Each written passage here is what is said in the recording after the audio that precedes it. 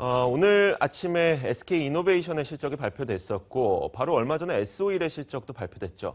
S-오일은 영업이익이 적자 전환이 됐었고 그리고 SK이노베이션은 당기 순손실을 기록했습니다. 물론 영업이익 측면에서 흑자로 전환이 됐다고는 하지만 지금 이 정유사들의 실적 자체가 상당히 좋지 못한 것 같습니다. 자, 그런데 지금 이렇게 실적이 좋지 못한 이유로 꼽히고 있는 것들이 앞으로 개선될 것이냐 여부가 가장 중요할 텐데 이 개선 여부에 대해서도 아직 좀 불확실한 것 같습니다. 그렇다 보니까 실적에 대한 불확실성 더 커지고 있죠. 자, 정유사들의 실적 앞으로 어떻게 될 것인지 지금 상황 어떤 것인지 취재기자와 함께 조금 더 자세하게 이야기를 나눠보겠습니다. 자, 염현석 기자 나와 있습니다. 어서 오세요. 네, 안녕하세요.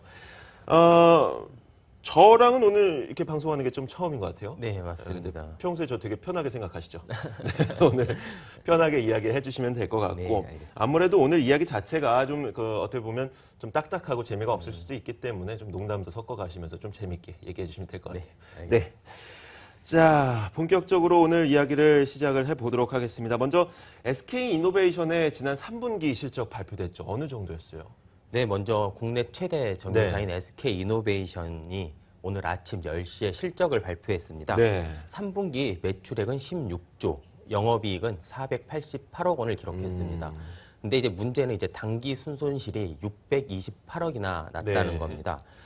일단 매출부터 말씀을 드리면 매출은 2분기보다 1% 늘었고 1년 전보다는 한 6% 가까이 늘었는데 이제 당기 순손실이 환차손과 재고평가손의 영향으로 대규모 적자를 기록한 겁니다. 특히 이번에 영업이익은 흑자로 전환했다고 하지만 매출 16조 매출에 비교하면 그 규모가 너무 작고 굳이 이게 흑자로 돌아섰다라고 해서 큰 의미가 있을 만큼 나온 수치도 아닙니다.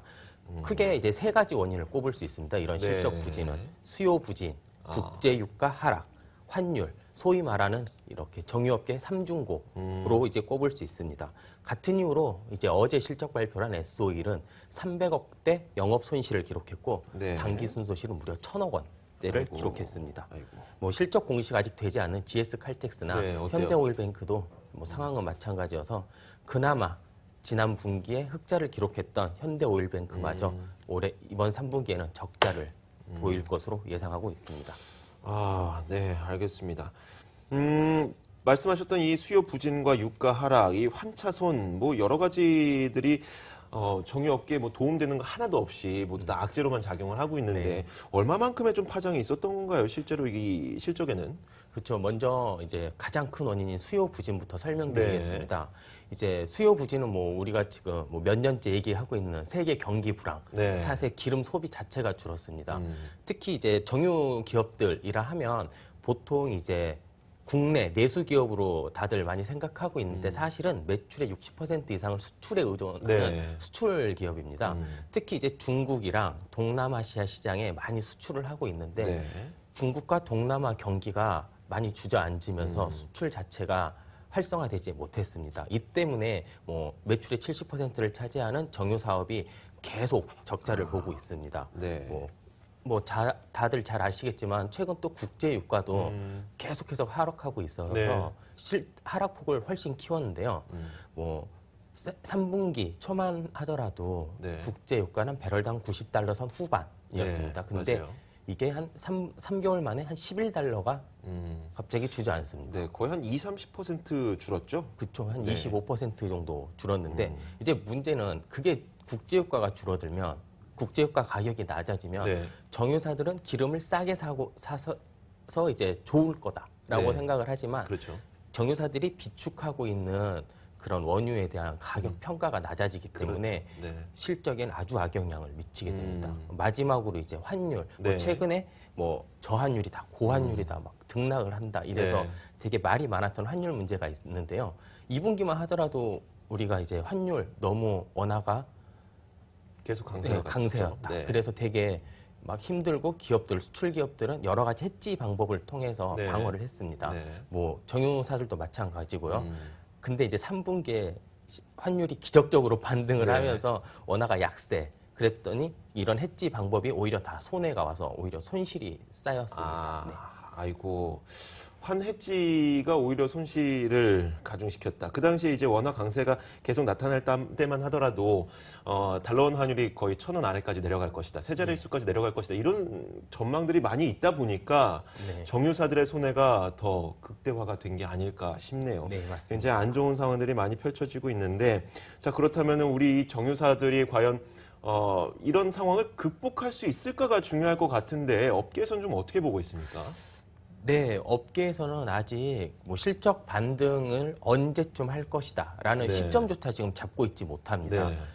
사실 뭐 세계 경기가 기적적으로 반등하지 않는 한 뭐 수요 자체의 증가를 뭐 예상할 수 없기 때문에 네. 아무래도 이렇게 언제쯤 실적이 회복될 거다라는 이제 예측을 쉽사리 내놓지 못하는 건데요. 이제 더 이제 악화되고 있는 게 이제 석유화학 이제 정유사들이 석유화학 제품을 어느 정도 만들고 있는데 네. 그동안 이 석유화학 제품들이 손실을 조금 메꿔준 역할이 좀 있습니다. 아. 그동안 조금 시향이 좋았거든요. 네. 하지만 이제 정유사들이 똑같은 제품을 경쟁적으로 생산하다 보니 이제 흔히 말하는 이제 치킨 게임이 된 거죠. 서로 네. 이제 과잉 경쟁, 과열 경쟁들을 하면서 이제 제품 가격이 쭉 떨어집니다. 대표적인 정유사들의 석유화학 제품이 이제 파라자일렌인데 네.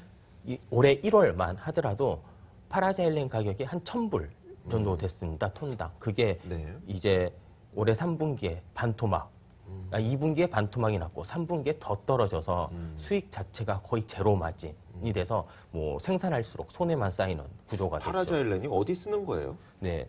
대부분 제가 이제 파라자일렌 이제 네. 뭐 리포트도 많이 하고 기사도 네. 되게 많이 나오는데 파라자일렌 우리가 흔히 입고 있는 이 옷 네. 이런 합성 섬유를 만드는데 원료로 쓰입니다. 아. 그러니까 당연히 경기가 좋으면 사람들이 옷도 많이 살 테고 뭐 그리고 페트병의 원료도 쓰이는데 아, 네. 뭐 음료수도 많이 사 먹을 테고 이렇다 보니 이제 수요가 증가를 하겠지만 뭐 당연히 경기가 나빠지면 먹고 입는 것부터 줄이기 때문에 수요가 급감한 탓이 조금 그렇죠. 큽니다. 네. 요즘은 또 재활용까지 해야 되는데. 네, 맞습니다. 네, 알겠습니다. 자, 이렇게 석유 개발 사업을 통해서 이 뭐 SK 이노베이션이라든지 뭐 정유업계들도 뭐라고 할까요? 정유 사업으로 입은 손해를 석유 개발 사업으로 어떻게든 상쇄를 해보려고 극복을 해보려고 노력하고 있는데 그런 노력들이 실제로 좀 효과를 내고 있습니까? 어때요? 네, 뭐 정유사들이 실적을 이제 반등을 시키기 위해 네. 어찌됐건 이윤을 내야 되는 기업이니까 네. 여러 가지 노력을 하고 있습니다. 아까 말씀하신 것처럼 이제 석유 개발 사업이 그거에 대해서 가장 큰 대안책으로 제시가 되고 있는데요. 네. 석유 개발 사업에 대해서 먼저 이제 시청자분들이 되게 낯설어 하시기 때문에 네, 맞아요. 이제 제가 잠깐 설명을 드리겠습니다. 흔히 말하는 석유 개발 사업, 뭐 지금 문제가 되고 있는 뭐 자원 개발 사업 실패 뭐 이런 일환인데요. 네. 석유를 직접 탐사를 하고 네. 개발을 하고 채취를 해서 이제 파는 겁니다. 이제 SK 이노베이션이 이걸 다 하겠다라는 겁니다. 국내 기업은 이제 SK 이노베이션만 하고 있는데 아, 그래요? 네.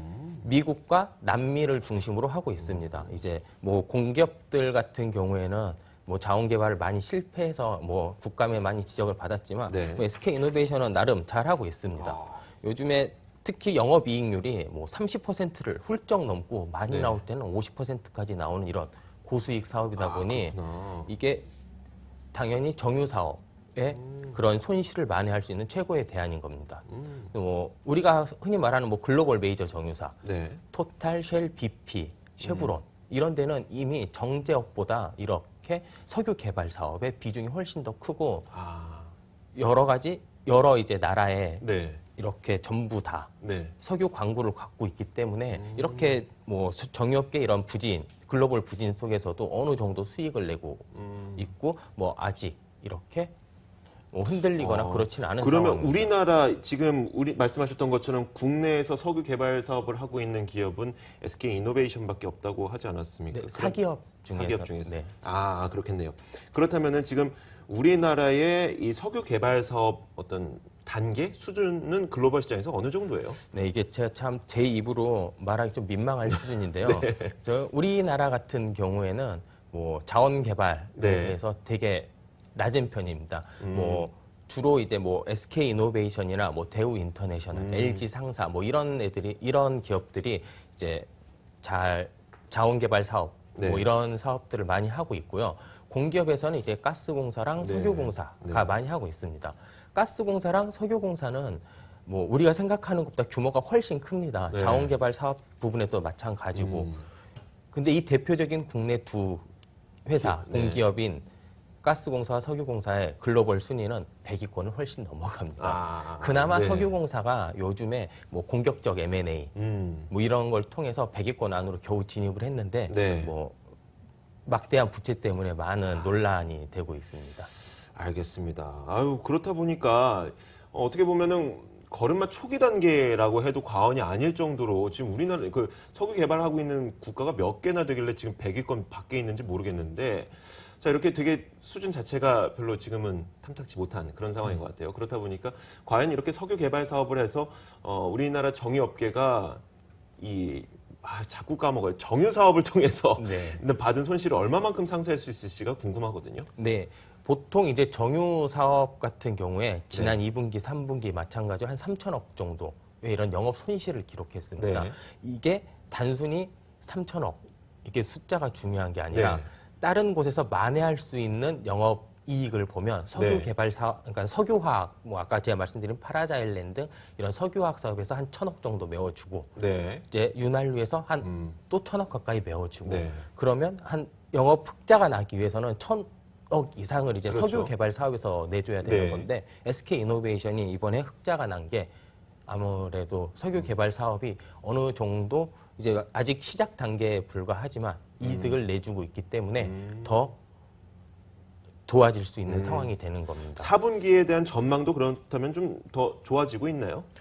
보통 이제 정유 기업들의 경우 네. 겨울철을 성수기라고 합니다. 아무래도 네. 추우니까 추우니까 기름 그렇죠. 수요가 많다 보니까. 네. 근데 올해 4분기는 좀 약간 불투명합니다. 전망이 그리 밝지만 않습니다. 어찌 됐건 수요가 늘어날 상황이 없습니다. 네. 거기에다 국제 유가 자체도 너무 낮기 때문에 네, 그렇죠. 뭐 마진이라 그러죠. 그런 정제 마진 자체가 형성이 되질 않기 때문에 뭐 일단 뭐 전망이 밝지 않고요. 네. 또 석유화학 사업도 계속 증설은 일어나고 있는데 글로벌 업체들의 똑같은 파라자일렌, 뭐 올레핀 이런 거에 대한 네. 증설은 일어나고 있는데 수요가 늘지 않기 때문에 조금 불투명합니다. 석유 개발 사업의 어떤 실적 개선 속도도 정유 사업의 실적 손실을 만회하기는 아직은 조금 부족할 수도 있는 그런 속도 자체만으로 봤을 때 물론 이득은 날 수 있겠지만 그런 상황인데 그렇다 보니까 4분기의 실적 전망도 그렇게 썩 밝지만은 그런 않은 상황인 것 같습니다. 네, 맞습니다. 자, 그렇다면은 지금 이 정유업계에 대해서 오늘 아침에 뉴스가 나왔었죠. 골드만삭스에서도 국제 유가가 70달러 밑으로 내려갈 것이다라는 이야기도 나오고 있다 보니까 정유업계 쪽에서는 이 뉴스를 보고 좀 어떤 반응을 보이고 있어요? 네, 굉장히 쇼킹한 뉴스입니다. 네. 이제 2015년 기준으로 70달러까지 내려갈 것이라고 이제 골드만삭스가 네. 예상을 했는데요. 업계에서는 70달러는 도저히 상상하기도 싫은 수치입니다. 네. 이게 왜냐하면 얼마 전에 이제 IR을 통해서 정유사들이 이제 많은 질문을 받은 것 중에 하나가 네. 국제유가 도대체 얼마까지 내려갈 거냐를 네. 많이 물었었는데 그때 나왔던 숫자가 80달러입니다. 네. 80달러가 심리적 마지노선이다. 네. 이 밑으로 내려가면 정말 뭐 힘들다. 정유업계 같은 경우에. 네. 그리고 그런데 이거를 뒤집힐 만한 내용이 자꾸 나오고 있습니다. 특히 뭐 아람코라고 네. 이제 사우디의 그 국영 석유 공사 같은 네. 아람코에서 S-오일의 대주주기도 하죠. 네. 여기에서 석유 가격, 원유 가격 자체를 조금 낮게 공급해 주겠다라고 얘기를 했습니다. 그 이유는 뭐 네. 아까 뭐 요즘에 가장 화두인 셰일가스나 네. 여러 가지 다른 종류의 원유들이 막 나오고 있으면서 전통적인 죄송합니다. 네. 전통적인 석유 가격이 지금 같이 이렇게 높은 수준으로 받으면 이제 고객이 떠나갈 수 있기 때문에 네. 그런 전통적인 석유 회사들이 알아서 가격을 낮추는 겁니다. 이 때문에 뭐 골드만삭스가 이런 여러 멘트를 종합하고 시황을 보면서 70달러 의미 있고 충분히 가능할 수도 있다라고 생각합니다. 실제로 그 골드만삭스가 사실 유가에 대해서 전망을 한 게 이번 한 번이 아니라 계속해서 해오고 있는데 그 전망들이 지금까지 맞았었나요? 골드만삭스 같은 경우에는 어찌 됐건 네. 보수적으로 그렇게 전망하지는 않고 있습니다. 네. 유가 뭐 3분기에 뭐 80달러가 조금 힘들 거다. 네. 뭐 이런 식의 얘기를 했었었는데 실제 3분기 평균 90달러가 넘었기 때문에 네. 어찌됐건 그것보다 좀 더 과하게 이렇게 평가하는 측면이 있지만 어찌됐건 추세는 정확하게 맞고 있다라고 네. 생각합니다. 올 초에 얘기했었을 때 하향세가 지속될 거다라고 얘기를 했었는데 실제 111달러였던 두바이 유가가 지금 86달러, 87달러까지 이렇게 내려온 네. 걸 보면 아무래도 뭐 하향 뭐 이런 추세는 참고할 만하다고 생각합니다. 알겠습니다.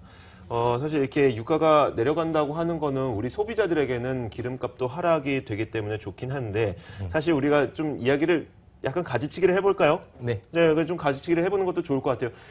이 정유 가격 그리고 국제 유가 자체가 내려가는 폭은 제가 얼마 전까지 기억하기만 해도 9월 달이었나요? 거기 배럴당 100달러를 넘어섰었어요. 그러다가 결국 지금은 80달러도 위태위태할 정도니까 거의 한 30%가량 떨어졌는데 실제로 우리가 구입하는 휘발유 가격은 그만큼 안 떨어졌거든요. 기껏해 한 100원 정도 하락을 했나? 저도 엊그제 기름을 넣었던 게 1,600원, 90원인가? 1,690원 그 정도였으니까 겨우 100원 정도 하락했는데 5%. 네. 5%안 되죠. 그 정도 하락한 거예요. 이게 왜 그런 거예요? 네. 소위 우리나라 이제 휘발유 값을 네. 두고 이제 로켓 휘발유 값이라는 별명이 있습니다. 네. 올라갈 때는 로켓처럼 쭉 올라갔다가 네. 내려갈 때는 이제 깃털처럼 천천히 내려온다라는 이제 의미인데요. 네. 그게 가장 큰 이유는 이제 뭐니 해도 유류세입니다. 네. 일단 휘발유나 경유 가격의 절반 정도가 세금이다 보니 뭐 원가 자체가 낮아져도 뭐 별로 반응이 없습니다. 뭐 보통 세금이다 하면 뭐 비율로 보통 붙는 게 정상적이잖아요. 뭐 우리 뭐 월급에 이제 세금은 우리 월급의 몇 %. 네. 근데 유류세는 정가로 붙은 정찰제 세금입니다. 예를 네. 들어 뭐 교통세 몇백 원, 뭐 혼잡세 몇백 네. 원, 뭐 환경 보존비용 몇백 원. 이렇다 보니 원가가 낮아져도 세금은 그대로기 때문에 휘발유 같은 경우에 9월 기준으로 네. 이미 55%입니다. 판매 가격 절반이 넘는 겁니다. 절반 넘는 게 세금이라고요? 네. 그리고 경유 같은 경우도 한 47, 8% 네. 이렇게 되기 때문에 뭐 각계각층 여러 이제 시민단체나 학계에서 이제 이 유류세 반드시 손 봐야 된다라는 얘기가 나오고 있습니다. 지금 문득 생각이 나는 게 연면석 기자의 지난번 리포트를 보니까 이 기름값과 직결되지 않는 세금도 들어있다고 얘기를 했던 것 같은데 맞나요? 네, 맞습니다. 뭐 예를 들어 이제 유가에 교통 혼잡세라는 게 들어가 있습니다. 교통 혼잡세 얼핏 생각하면 네. 기름과 관계가 있을 것 같죠. 네. 근데 우리나라에서 교통이 혼잡되는 구간이 얼마나 많은지 한번 따져보면 굳이 기름에 그걸 붙일 이유가 없다는 겁니다. 나는 뻥 뚫린 도로를 내 돈 주고 기름 넣고 달리고 있는데 거기에는 내가 혼잡할 때를 대비한 돈을 내고 있는 겁니다. 쉽게 말해서. 그리고 뭐 여러 이제 뭐 거기에 뭐 교육세, 뭐 지방세다 뭐 이런 게 많이 포함되어 있는데 이거를 기름 중심의 세금으로 바꾸자라는 목소리가 요즘 학계를 중심으로 나오고 있습니다. 어떻게 나오느냐? 뭐 예를 들어 휘발유나 경유를 사용을 하면 뭐 오염 물질이 나오잖아요. 네. 그 오염 물질을 정화를 하는 비용을 유류세에 좀 산정을 많이 해서 실질적으로 유류세가 잘 쓰일 수 있게 개편을 하자. 이런 얘기입니다. 근데 말 그대로 세제 개편이 필요한 거잖아요. 근데 네, 세제 그렇죠. 개편이라는 거는 뭐 심리적으로나 법적으로나 진입장벽이 굉장히 높거든요. 그 네. 이에 대해서는 정부의 반응도 있을 것 같아요. 물론 학계에서 원한다고 정부가 다 들어주지도 않거니와 어때요 반응이? 정부의 반응은 일단 냉소적입니다. 네. 왜냐하면 뭐 안 그래도 요즘 뭐 세수가 자꾸 부족하다는 그렇죠. 얘기가 많이 나오고 네. 있잖아요. 근데 유류세로 한 해 걷는 세수가 21조 원입니다. 근데 유류세가 국세죠. 국세도 있고 지방세도 있고 지방세도 여러 다 가지 나눠져 있어요. 있어요. 네. 국세 규모만 21조 원입니다. 네. 당연히 정부에서는 이 21조 원이나 되는 세금을 쉽게 포기할 수 없겠죠. 그렇죠. 이때 그래서 항상 드는 얘기가 우리나라는 OECD 다른 국가들과 비교하면 낮은 수준이다. 우리보다 뭐 유류세가 싼 곳은 뭐 일본, 유럽 뭐 몇 개국, 미국 네. 이 정도밖에 없다. 항상 이 논리로 대응을 하고 있습니다. 알겠습니다. 굉장히 뭐 우리 국민들이 원한다고 하더라도 세제 개편을 기대하기에는 좀 시일이 멀리 남지 않았나 그런 생각도 들어요. 좀 네, 우리가 맞습니다. 기름값을 좀 싸게 저렴하게 구입을 해서 어떻게 보면은 우리가 소비가 많아질수록 경기도 사는 거 아니겠습니까? 맞습니다. 그런 것도 기대해 볼 수 있으면 좋겠는데 워낙 이 장벽이 크다 보니까 좀 그게 쉽진 않겠네요. 다시 본론으로 저희가 좀 마지막으로 이야기를 정리를 해야 될 것 같은데 네. 이렇게 정유 기업들에 대한 이야기를 좀 마지막으로 정리를 해 볼게요. 네. 어찌됐건 SK이노베이션과 그리고 뭐 지금까지 S오일이 실적을 내놨는데 아직 실적 안 내놓은 기업 있죠, GS 쪽. 네. 네, 이쪽은 좀 어떨 것 같아요? 이쪽도 마찬가지인가요? 네, 뭐 GS 칼텍스나 현대오일뱅크 같은 경우에는 뭐 공시기업이 아니 상장사가 아니다 보니까 이게 뭐 실적이 이렇게 정확히 공시가 되지는 않습니다. 네. 하지만 뭐 관련 지주 회사를 통해서 실적이 나오는데 뭐 GS 칼텍스 2분기 영업 적자였습니다. 네. 3분기에도 그대로 이어질 것으로 보이고요. 현대오일뱅크는 2분기에 흑자를 기록했는데 3분기 시황이 너무 안 좋다 보니 적자로 돌아설 것으로 예상되고 있습니다. 네, 알겠습니다. 그러면은 이제 취재를 직접 하시다 보면은 투자하시는 분들 그리고 투자 전문가들도 많이 만나시잖아요. 네. 이 업계에 대해서 이제 전망을 어떻게 내놓고 계시는지 또 우리 투자자분들이 어떻게 대응을 하는 것이 좋을지 그 얘기도 좀 같이 덧붙여 주세요. 네, 그 뭐 흔히 말하는 이제 증권가에서는 네. 아무래도 3분기를 가장 저점으로 조금 보고 있는 것 같습니다.